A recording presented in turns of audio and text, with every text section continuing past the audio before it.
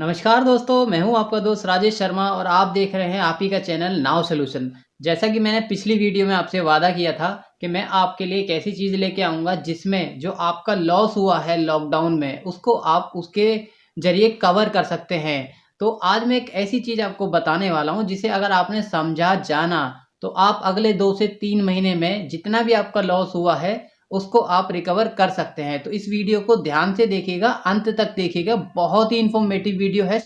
चलिए दोस्तों, आपको मैं गूगल पे लाइव दिखाता हूँ कि 12 मार्च को इथेरियम का प्राइस कहाँ तक गया था।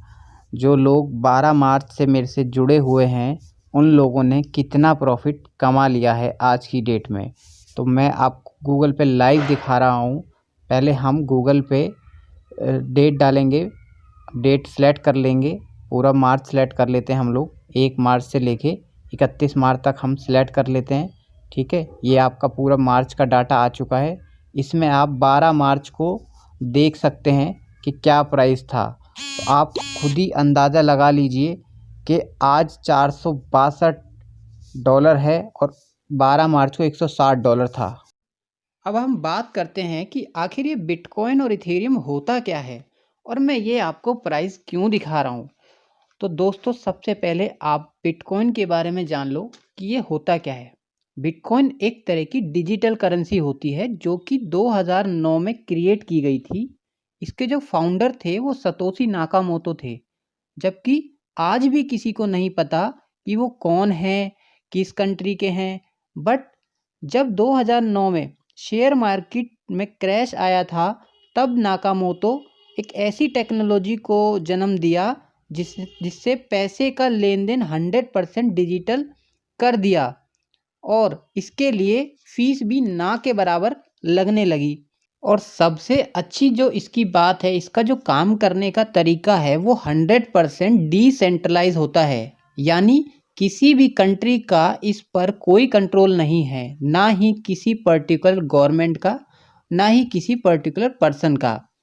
आप अब समझ गए होंगे कि इसमें कोई भी बैलेंस फिजिकल नहीं होता, यानी सारा बैलेंस लेजर में होता है, जिसे बोलते हैं ब्लॉकचेन। ब्लॉकचेन को माइनर्स रन करते हैं जो कि दुनिया की सारी कंट्री में बैठे हैं। इस काम को करने के लिए, यानी ट्रांजैक्शन को अप्रूव करने के लिए माइनर्स को ट्रांजैक्शन फीस मिलती है, जो इस तरह से दुनिया भर की ट्रांजैक्शन ब्लॉकचेन पर रिकॉर्ड होती हैं और इसे कोई भी पर्सन चेंज नहीं कर सकता। क्यों इतना इम्पोर्टेंट है, क्यों मैं आप लोगों को ये सब समझा रहा हूँ, इसको मैं कुछ आपको एग्जाम्पल देता हूँ जिससे शायद आपको अंदाज़ा लग जाएगा। पेपल एक बहुत बड़ी वर्ल्ड की कंपनी है जिसकी अगर मैं बात करूँ वर्थ की तो 238 बिलियन है। यानी इंडियन रुपीज़ में तो आप खुद ही देख सकते हैं कि कितना होता है। इसका तो पढ़ना भी शायद मुश्किल है। तो इतनी बड़ी कंपनी जिसके कस्टमर की अगर हम बात करें तो 346 मिलियन हैं, वो इन्वेस्ट कर रही है और अपने कस्टमर से करा भी रही है। ट्विटर का ओनर पूरी तरह से क्रिप्टो लवर है। उसने तो अपना स्टेटस 2 साल से सिर्फ एक वर्ड डाला हुआ है, बिटकॉइन, और उसने 4709 बिटकॉइन खुद के लिए खरीद लिए हैं। और तो और बड़े बड़े कॉरपोरेट जैसे IBM, JP मॉर्गन, एक ऐसा नाम जो कि दुनिया में बहुत फेमस है, फाइनेंशियल एडवाइस मानी जाती है, वो खुद बिटकॉइन को स्कैम बोलते थे। आज वो अपना खुद का कॉइन लेके मार्केट में आ गए हैं। ऐसा ही ना जाने कितने कॉरपोरेट कंपनी हैं जो पैसा क्रिप्टो में लगा रहे हैं, जिसकी भनक आम पब्लिक को अभी बिल्कुल भी नहीं है। मैं किसी भी इंडस्ट्री को अच्छा या बुरा नहीं बता रहा, सिर्फ आपको एक फ़र्क समझाने की कोशिश कर रहा हूँ। तो इस फ़र्क को समझने की कोशिश करिए।